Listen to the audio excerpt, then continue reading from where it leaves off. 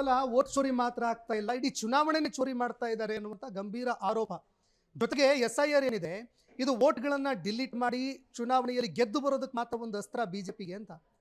ಮೊದಲನೇದಾಗಿ ಏನು ವಿಶೇಷ ಸಮಗ್ರ ಪರಿಷ್ಕರಣೆ ಇದೆ, ಸ್ಪೆಷಲ್ ಇನ್ಸೆಂಟಿವ್ ರಿವಿಷನ್, ಮೇಡಮ್ ಆಳವಾಗಿ ಅಧ್ಯಯನ ಮಾಡಬೇಕಾಗುತ್ತೆ.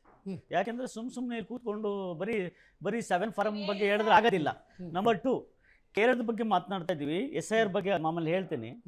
ಕೇರಳದಲ್ಲಿ ಕಾಂಗ್ರೆಸ್ ಪಕ್ಷ ಯಾವಾಗ ಬಲಾಢ್ಯವಾಗಿತ್ತು ಅಂತ ಹೇಳಿದ್ರೆ ಉಮನ್ ಚಾಂಡಿ ಅವರಿದ್ದಂಥ ಸಂದರ್ಭದಲ್ಲಿ ಅವಾಗ ಬಲಾಢ್ಯವಾಗಿತ್ತು. ಉಮನ್ ಚಾಂಡಿ ಅವರು ಸತ್ತಂತ ಆದ್ಮೇಲೆ ಕೆ.ಸಿ. ವೇಣುಗೋಪಾಲ್ ಅಂತ ಸಾಧನೆಯನ್ನೇನು ಮಾಡಿಲ್ಲ ಬಿಡಿ. ಇವತ್ತು ಮೇಡಮ್ ಪಾಪ ಇಲ್ಲಿ ಕುತ್ಕೊಂಡು ಇವರು ಸಹ ಮೋದಿ ಬೈಯಕ್ಕೆ ಸ್ಟಾರ್ಟ್ ಮಾಡ್ಬಿಟ್ಟವ್ರೆ. ಯಾರು? ಕಾಂಗ್ರೆಸ್ ವಕ್ತಾರರು. ಕೇರಳದ ಮುಖ್ಯಮಂತ್ರಿ ಪಿಣರಾಯಿ ವಿಜಯನ್ ಇದಾರಲ್ಲ, ಕೇರಳದ ಅಲ್ಲ ಕೇಳಿಸ್ಕೊಳ್ಳಿ ನೋಡಿ, ಕೇರಳದ ಪಿಣರಾಯಿ ವಿಜಯನ್ ಇದಾರಲ್ಲ ಅತ್ಯಂತ ಬುದ್ಧಿವಂತ ಮುಖ್ಯಮಂತ್ರಿ. ಯಾವತ್ತೂ ಸಹ ನರೇಂದ್ರ ಮೋದಿಜಿಯವರನ್ನ ಬೈಲೇ ಇಲ್ಲ.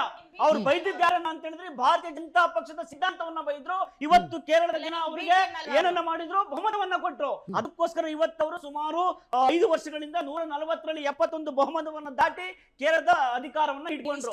ಆದ್ರೆ ಇವತ್ತು ಏನಂತ ಹೇಳಿದ್ರೆ ಭಾರತೀಯ ಜನತಾ ಪಕ್ಷ ಅಲ್ಲಿ NDA ಅಷ್ಟು ಪ್ರಬಲವಾಗಿಲ್ಲ, ಒಪ್ಕೊಳ್ತೀನಿ.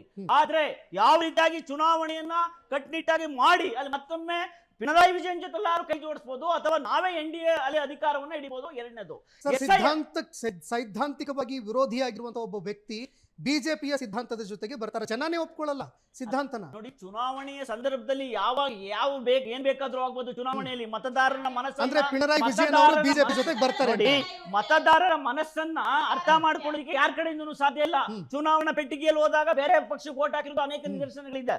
ನಾನು ವಿಶೇಷ ಸಮಗ್ರ ಪರಿಷ್ಕರಣೆ ಬಗ್ಗೆ ಸಂತೋಷ್ ಜಿ, ಇಲ್ಲಿ ಏನು ಮತಪಾಲು ಈ ವಿಶೇಷ ಸಮಗ್ರ ಪರಿಷ್ಕರಣೆ ಏನು ಅಂತ ಹೇಳಿದ್ರೆ ಮತದಾರರ ಮನೆಗೆ visit must and should be ಮಾಡಿ ಪರಿಶೀಲನೆಯನ್ನ ಮಾಡಿ ಪ್ರಕ್ರಿಯೆಗೆ ಒಳಪಡಿಸಿ ಸಾಂವಿಧಾನಿಕ ಪ್ರಜಾಪ್ರಭುತ್ವದ ಅಡಿಯಲ್ಲಿ ಭದ್ರತಾ ಕ್ರಮವನ್ನು ಕೈಗೊಳ್ಳುವುದು SIR. ಇವತ್ತೇನು 2004ರಲ್ಲಿ SIR ಆಗಿತ್ತು, ಅದು ಯಾವಾಗ ಅಂತ ಹೇಳಿದ್ರೆ ಸುಮಾರು 324 ಮತ್ತು 326ನೇ ವಿಧಿಗಳು ಏನ್ ಹೇಳುತ್ತೆ ಅಂತ ಹೇಳಿದ್ರೆ 1952ರ ಚುನಾವಣಾ ವಿಶೇಷ ಸಮಗ್ರ ಪರಿಷ್ಕರಣೆ ಬಗ್ಗೆ ವಿಶೇಷವಾದಂತ ಕಾನೂನುಗಳಿದೆ. ಏನಪ್ಪಾ ಅಂತ ಹೇಳಿದ್ರೆ ಪಟ್ಟಿಯ ಶುದ್ಧೀಕರಣ ಆಗ್ಬೇಕಾಗುತ್ತೆ, ಅರ್ಹ ನಾಗರಿಕರನ್ನ ಪಟ್ಟಿಯಲ್ಲಿ ಒಳಗೊಡಿಸ್ತಾಗುತ್ತೆ, ವಂಚನೆ ತಡೆಯೋದು ಇರ್ತದೆ, ವಿಶ್ವಾಸಾರ್ಹತೆ ಬೇಕು, ಮತ್ತೆ ಜನಸಂಖ್ಯೆ ಬದಲಾವಣೆ ಪ್ರತಿಬಿಂಬನೆ. ಇಲ್ಲಿ ಕರ್ನಾಟಕದಗಳನ್ನ ಸುಮಾರು 5,52,8,865 ಮತದಾರರು ಕರ್ನಾಟಕದಲ್ಲಿ ಹೇಳ್ಬಿಡ್ತೀನಿ. SIR ಉದ್ದೇಶ ಏನು ಅಂತ ಹೇಳಿದ್ರೆ ಯಾವುದೇ ರಾಜ್ಯದಲ್ಲಿ ಎಲ್ಲೇ ಇರಲಿ ಈ ದೇಶದಲ್ಲಿ ಒಬ್ಬ ವ್ಯಕ್ತಿಗೆ ಒಂದೇ ಮತ.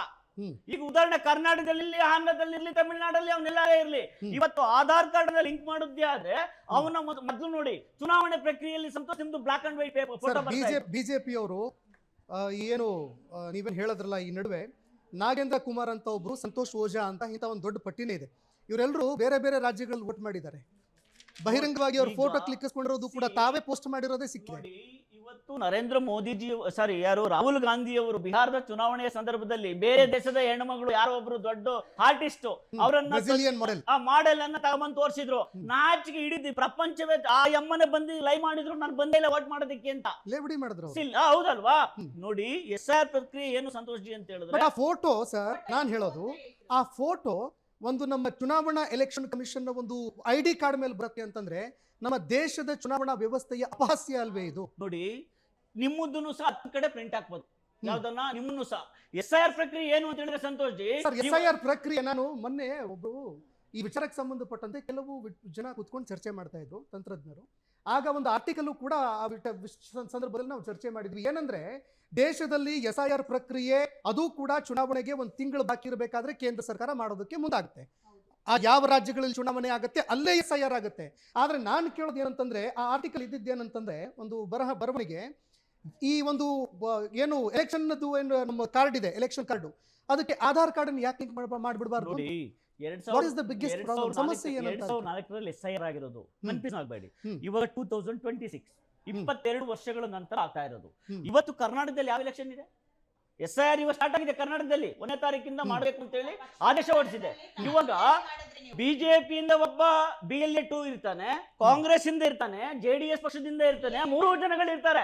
3 ಜನಗಳ ಮುಂದೆ ಬಂದ್ಬಿಟ್ಟು ಗೆಣಸ್ಕಿಲ್ತಾ ಇರ್ತೀವ ನಾವು, ಬೇರೆ ಬಂದ್ಬಿಟ್ಟು ಇಲ್ಲಿ ಓಟ್ ಹಾಕಲಿಕ್ಕೆ ನೋವೇ. ಇಲ್ಲೇನಪ್ಪಾ ಅಂತ ಹೇಳಿದ್ರೆ ಇವತ್ತೇನಾದ್ರೂ ಎರಡು ಕಡೆ ಮತದಾರರ ಪಟ್ಟಿಯಲ್ಲಿ ಯಾವುದೇ ವ್ಯಕ್ತಿಯ ಮತದಾನ ಪ್ರಕ್ರಿಯೆ ಇದ್ದುದೇ ಆದ್ರೆ SIR ಅಲ್ಲಿ ಒಂದು ಕಡೆ ಡಿಲೀಟ್ ಆಗುತ್ತೆ. ನೀವು ಚಿಂತನೆ ಮಾಡೋದಿಲ್ಲ. ನಿಮ್ಮ ಮನೆಗೆ 3 ಸಾರಿ ಬಿಲ್ Okay, sir, ನಿಮ್ಮ ಮನೆಗೆ ಭೇಟಿ ಕೊಡ್ತಾನೆ. ಆ ಪುಷ್ಪಾ ಮೇಡಮ್. ಸಂದರ್ಭದಲ್ಲಿ ನೀವು ಇಲ್ಲ ಅಂದ್ರೂ ಪುಷ್ಪಾ ಮೇಡಮ್, ನಾನು ಸಿಂಪಲ್ ಕ್ಷಣ ಕ್ಷಣದ ಸುದ್ದಿಗಳಿಗಾಗಿ ಫ್ರೀಡಂ ಟಿವಿ ಸಬ್ಸ್ಕ್ರೈಬ್ ಮಾಡಿ, ಲೈಕ್ ಮಾಡಿ ಹಾಗೂ ಫಾಲೋ ಮಾಡಿ. ಹೊಸ ಸುದ್ದಿಗಳ ನೋಟಿಫಿಕೇಶನ್ಗಾಗಿ ಬೆಲ್ ಐಕಾನ್ ಮೇಲೆ ಕ್ಲಿಕ್ ಮಾಡಿ.